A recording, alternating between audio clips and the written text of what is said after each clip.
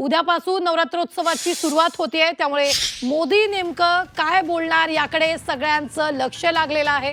मोदी काय मोठी घोषणा करणार याकडेही संपूर्ण देशाचं लक्ष लागलंय। भारत अमेरिकेतील आयात शुल्कावरून सुरू असलेल्या संघर्षावर नरेंद्र मोदी काय मोठी घोषणा करणार याकडेही सगळ्यांचं लक्ष लागलेलं आहे।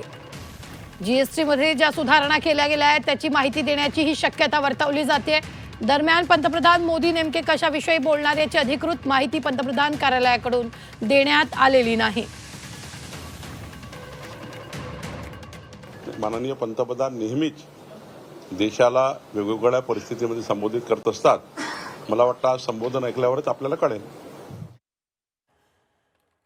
तर आतापर्यंत पंतप्रधान नरेंद्र मोदींनी कधी कधी देशाला संबोधित केलं आणि काय घोषणा केली पाहूया।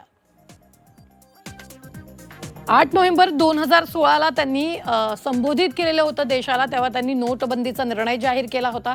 मग 12 मार्च 2019 ला संबोधित केलं, त्यानंतर बालाकोट एअर स्ट्राईकची माहिती त्यांनी देशाला दिली होती।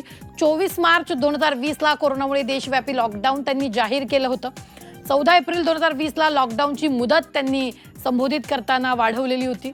तर 21 सप्टेंबर 2025 म्हणजे आजचा दिवस आहे, पंतप्रधान मोदी काय मोठी घोषणा करणार याकडे सगळ्यांचं लक्ष लागलेलं आहे।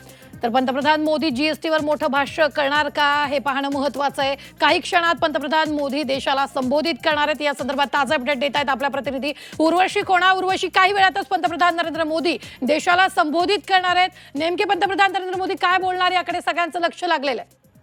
नक्कीच महत्त्वाचं म्हणजे हे की जीएसटी कपात जी झाली आहे, जे नवीन नेक्स्ट जेन जीएसटी जे अनाउन्स केलेलं पंतप्रधान नरेंद्र मोदी यांनी लाल किल्ल्यावरून, त्यानंतर त्याच्यात जे एक्झिक्युशन झालं, त्यानंतर हे बघितलं गेलं की कशा प्रकाराने उद्यापासून जे आहे ही कपात लागू होणार आहे।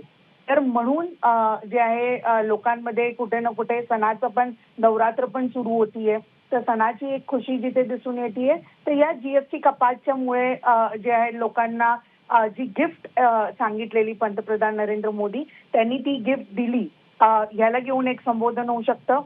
ते 75 वर्षाचे झाले त्यानंतर हा पहिला संबोधन आहे, म्हणून हे महत्त्वाचं असेल। बरोबरच जीएसटी कपात, America tariff war, H1B visa आणि त्याचे नवे नियम, आणि बरोबरच भारत पाकिस्तान संबंध आणि पूरग्रस्त जे उत्तर भारतात सध्या मदत ज्या प्रकाराने दिसतीये, या सगळ्या गोष्टींना घेऊन जे आहे या सगळ्या विषयांवर मोठी घोषणा होण्याची शक्यता आहे, हेही समजून येत आहे। बरोबरच आपल्याला माहिती आहे की येणाऱ्या एका महिन्यात जे 1 ते 2 महिन्यात आपल्याला हेही माहिती आहे की कशा प्रकाराने बिहार निवडणूक जे आहे त्याची घोषणा होणार आहे।